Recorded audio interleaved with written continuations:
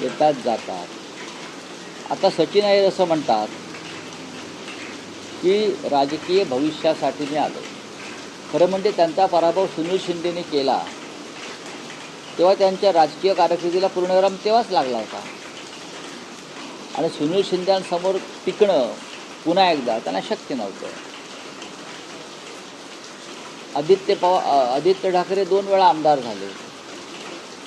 ह्या काळामध्ये त्यांचं राजकीय भविष्य घडवण्याचं काम आदित्य ठाकरे यांनी केलं. त्यांना विधान परिषदेवर ते आमदार केलं, त्यांची भरपाई केली, त्यांना उपनेता केलं, त्यांना भारतीय कामगार सेनेचं कार्याध्यक्ष केलं, अख्खा पुणे जिल्हा त्याच्या ताब्यात दिला.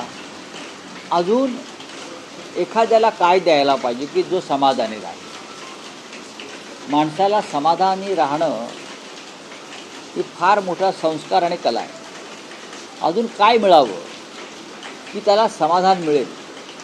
इतकं मिळाल्यावर सुद्धा त्यांना वाटत असं की माझी करिअर झाली नाही किंवा माझ्या करिअरमध्ये अडथळे येतात. आणि त्यासाठी मी तुमच्यावरती आम्ही सगळ्यांनी इतकं प्रेम केलं, ठाकरे कुटुंबाने केलं, शिवसैनिकांनी केलं. त्यांना अंधारात ठेवून झोपेत असताना डोक्यात दगड टाकून निघून गेलात. ह्याला इमान म्हणत नाही. बघा, मी अत्यंत सौम्यपणे बोलतो. आता ते गेलेले आहेत. कोणाकडे गेले? तर एकनाथ शिंदेकडे गेले. काय दिलं? तर त्यांना उपसभापती पद दिलं. अजून काय देणार?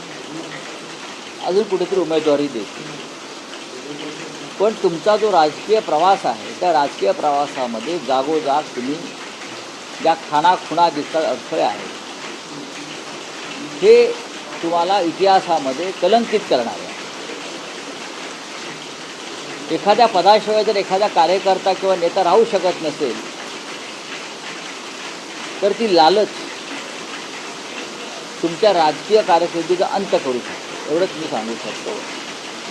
सचिन अय्यर गेल्यामुळे वाईट जरूर वाटला मला, आमचे सहकारी होते.